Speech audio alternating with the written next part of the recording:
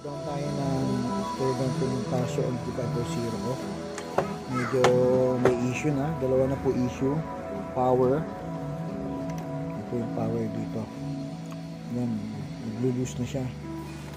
So, parang kung makakahanap ako ng pyesa niya, papalitan. Tapos, itong isang piece. Yan, bumigay na yan. So, yan. So, didikitan natin. Gagawin natin ang pagkain. Guys, no? So, ang nangyayari dyan, bubuksan po na natin yan sa likod dito. Yan. Ito na, tanggal na. Yan, gagawin. Yan ko yung battery. Ano na?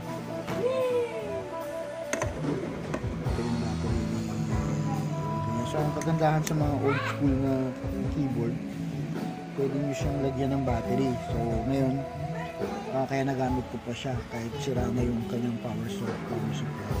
Okay? So, 80s keyboard po ito na maliit. Yan guys, ito, sa teardown nito, merong 16 na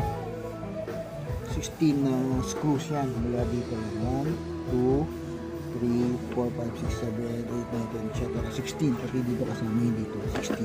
So, yan, na-teardown ko na yan. No? Yan. Nakita nyo? Yan ang laman ng loob niyan. So, ito, babaklasin ko yan. No? Yan, babaklasin ko yan dahil kailangan kong idikit yung teklado. So solusyonan natin yung dikitan yung teklado para hindi pa nakikita yung component na sa loob. And then yung power supply. So may gagawin tayo dyan. Gagawa natin ng paraan kung paano natin magagamit. Kasi magagamit may paraan pa naman siya guys. Ang gagawin natin ay kukuha tayo ng power source dito. So magtatap lang ako ng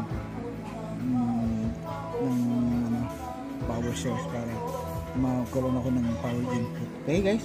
Yes? Alright. So let's nga natin.